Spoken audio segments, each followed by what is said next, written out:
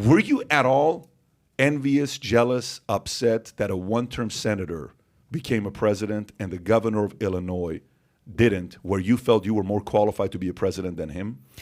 I would say I was more resentful than jealous. I admire his skill. Right. You know, he gave a great speech in Boston in 2004 that catapulted him.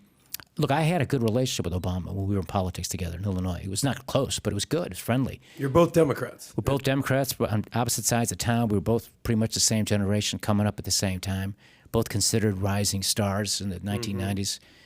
And, you know, I became the governor 2 years before he became senator, so we were both on that trajectory way up high. You became governor 2 years before he became a senator. Yes. So on paper, you're the guy that should have the lead on running for office more than him.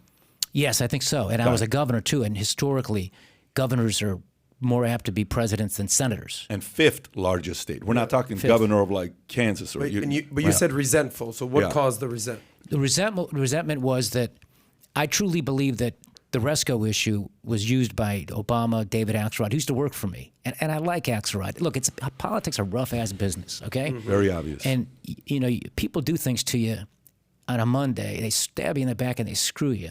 But you got to work with them on Tuesday, right? And so you build up a certain immunity to this.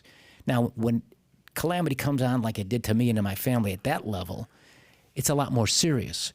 So, but I think what they did was they were dumping Resco on me, making me the guy who was closer to Resco because the feds were looking at Resco. And as Obama's political aspirations were rising and his presidential hopes became more realistic, they were dumping Tony Resco more on me. And this was a design. And the media was all over that. And they were protecting Obama and screwing me. And there was sort of like an affirmative action approach to this. In other words, they were elevating him and making me wear all the negative stuff. And so I think that's what it was. It was more the resentment of how I was being treated by my own party and by the media, as opposed to like a fair assessment that both of us had some misjudgments with a guy that we thought was not the guy he turned out to be.